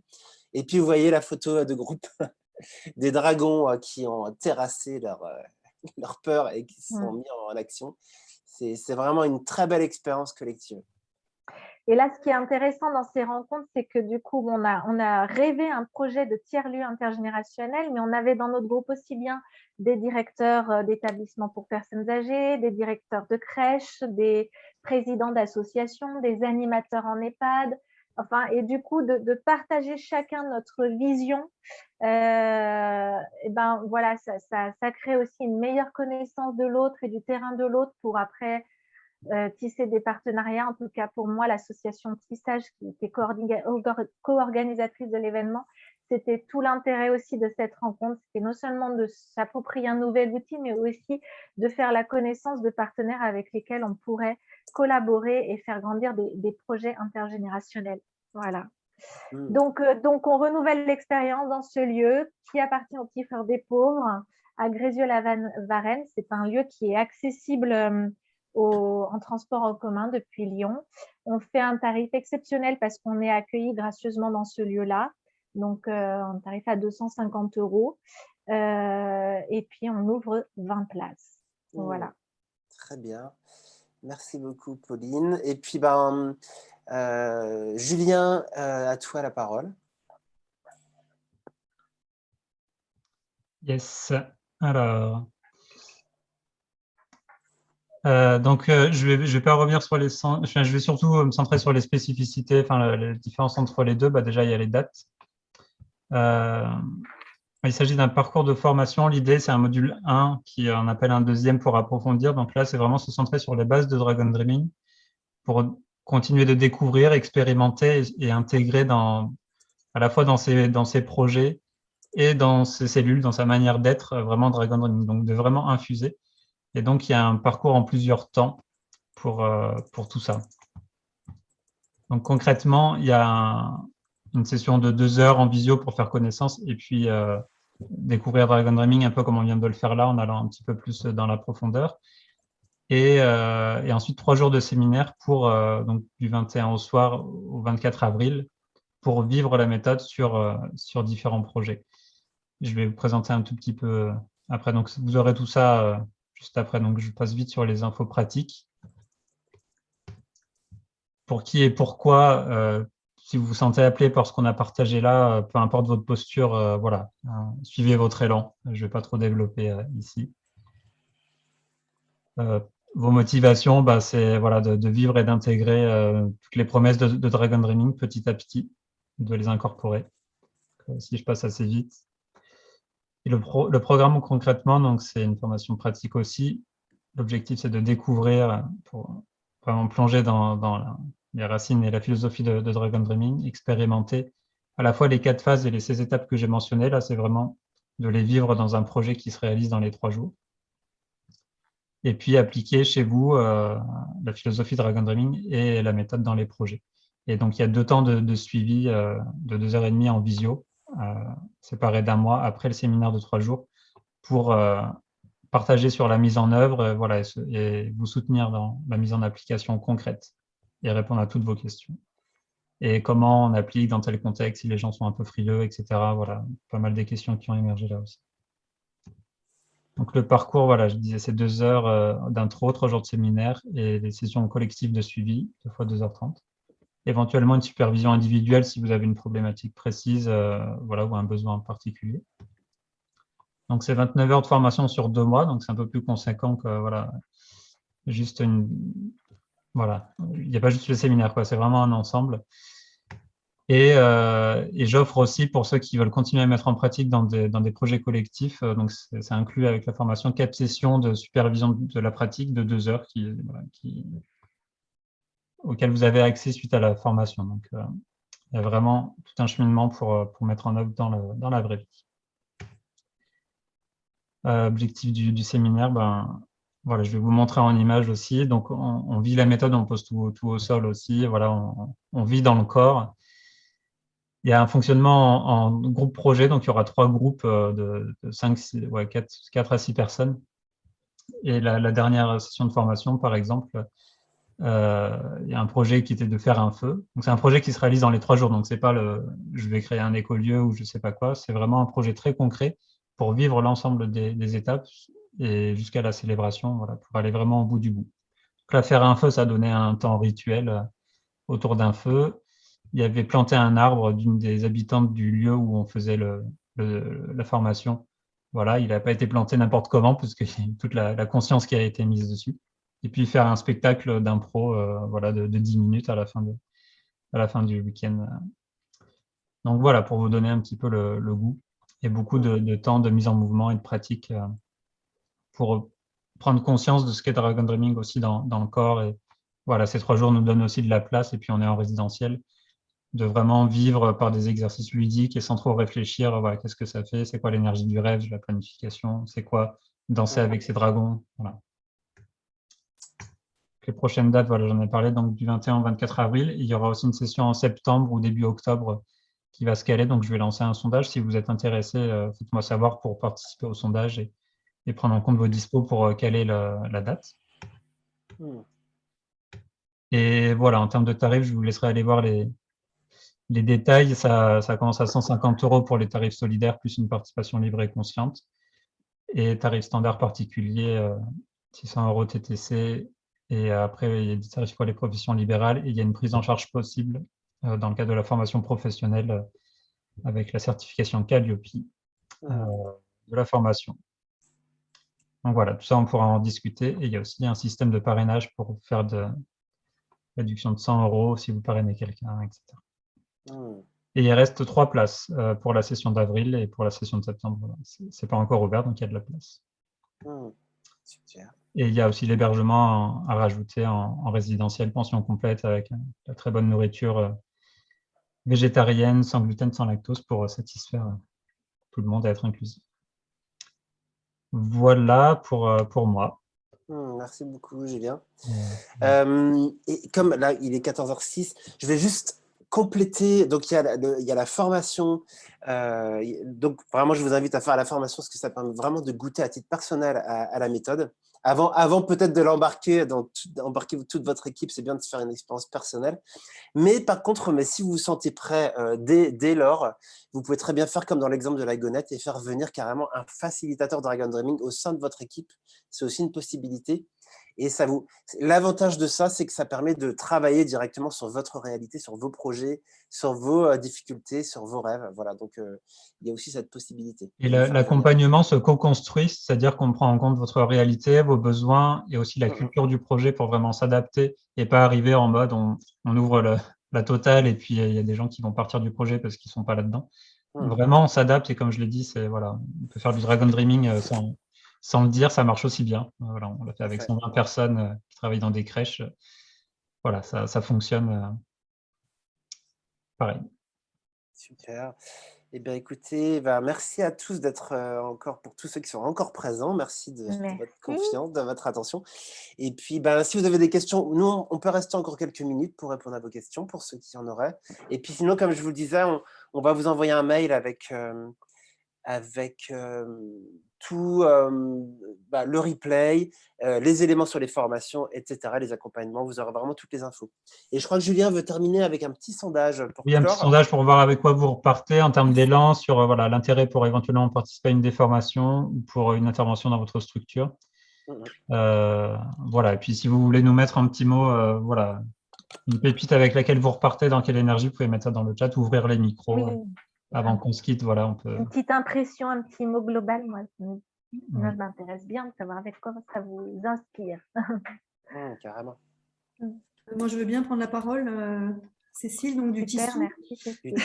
Moi, je veux vraiment vous remercier voilà, pour la qualité de votre intervention et puis pour ce que vous avez transmis. Enfin, nous, on a un projet qui a 5 ans, qui a déjà 5 ans et qui vient de démarrer, en fait, puisqu'on vient de lancer la monnaie, qui est au niveau de notre collectif en grande difficulté, je pense. Enfin, c'est pas je pense, c'est que c'est en difficulté parce qu'effectivement, on n'a pas pris dans l'action de la sortie et de tout ce qu'il y avait à faire. On n'a pas pris soin du collectif, on n'a pas pris soin de nous. Et là, on est vraiment, je pense, à la fois, il faut avancer parce que maintenant, elle circule et qu'il y a encore plein de choses à faire. Et à la fois, il y a un grand besoin de prendre soin de nous. Et vraiment, ça tomberait, pour moi, en tout cas, je vais vraiment passer ce message. Il y a Sandrine qui est aussi là du Tissou avec nous, là. Mais je pense que c'est... on se disait, moi, justement, je me disais, il faudrait vraiment qu'on prenne déjà une journée pour nous. Voilà, on se retrouve une journée, chose qu'on n'a pas... Entre le Covid et le lancement, ça fait 2 ans que c'est vraiment compliqué. Et je me dis que ça tomberait, mais alors vraiment à pic. Alors après, Une journée de célébration, déjà, pour faire un état des lieux collectif. Voilà, mais en fait, on approche tout ça parce que voilà, là, on s'est dit, on l'a lancé le jeudi 10 février, on a dit, il faut absolument qu'on se retrouve pour célébrer. On a cette intuition-là, bon, on s'est retrouvés, mais tout le monde n'a pas pu être là, c'était juste une petite soirée. Bon, voilà, mais pour moi, c'est encore vite. On a célébré, mais vite fait encore. Voilà. On sentait qu'il fallait le faire, donc on l'a fait. Mais je ne suis pas sûre que ça ait donné, voilà, ça ne nous redonne pas un rêve commun, ça ne nous redonne pas cette énergie-là. Je pense qu'on avait besoin de le marquer, on l'a marqué, voilà, on peut cocher, on l'a fait, mais en tout cas, moi, personnellement, je ne l'ai pas vécu de cette façon-là et ça ne m'a pas... voilà, ça m'a pas... moi, j'ai toujours la motivation, mais je pense que ça n'a pas recréé la dynamique que ça aurait pu et ça ne nous a pas redonné ce rêve commun et on est toujours dans cet essoufflement, en fait. Donc, je pense vraiment, pour moi, ça serait essentiel qu'on vive ça avec, voilà, alors, bon, moi, la formation m'intéresserait à titre personnel parce que je pars sur un autre projet de supermarché coopératif, voilà. Cool. Bon, ça ne peut pas se faire maintenant, mais voilà, c'est quelque chose que maintenant j'ai dans la tête et pourquoi pas, mais je veux dire, pour moi, pour le collectif, il y a vraiment besoin de l'urgence maintenant et avec des intervenants parce que... Oui, c'est essentiel. Voilà. Ça serait génial. Je pense que ça vous ferait du bien, effectivement. Ah ouais, c'est clair. Surtout quand le lancement, c'est une grosse étape. Je pense que ça vous redonnera un nouveau souffle pour attaquer la suite. Et ce qui est marrant, c'est que quand on a commencé il y a 5 ans, on était avec des gens qui déjà nous ont parlé de ça. Il y avait dans le collectif des personnes qui ne sont plus là aujourd'hui, mais qui nous ont parlé de ça. Déjà, on l'avait déjà abordé il y a 4 ans. Bon, on ne l'avait pas fait et je me dis que voilà, maintenant, c'est le moment, quoi. Donc voilà, je suis très contente que Sandrine ait transmis votre mail de Facebook que je n'ai pas, votre message dans Facebook et voilà, je me suis connectée juste hier et vraiment, des choses, des fois on se dit, voilà, ça tombe à pic en fait. Et ça tombe. Parfait. Merci à vous. Ce sera avec plaisir de venir intervenir au Tissou. Donc on pourra en reparler, puis n'hésitez pas toutes les deux à partager le replay du webinaire, par exemple, ça peut être une première, si vous le sentez, ou d'autres ressources. Oui, c'est sûr. Le petit replay, ça peut être pas mal pour motiver les autres. En tout cas. Merci Cécile et merci Sandrine. Je ne sais pas s'il y en a qui n'ont pas encore répondu au sondage, si vous voulez bien le faire. Et puis, comme ça, on clôt et puis on va pouvoir conclure. Pareil, si vous voulez dire un petit mot avec quoi vous repartez. Merci.